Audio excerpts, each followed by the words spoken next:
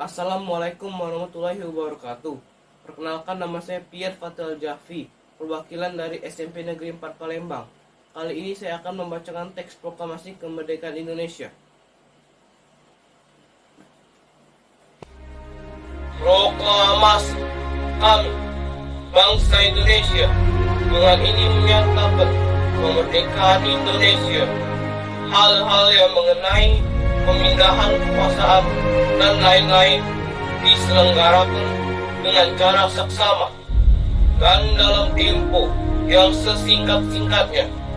Jakarta, 17 Agustus 1945, atas nama bangsa Indonesia, Soekarno-Hatta.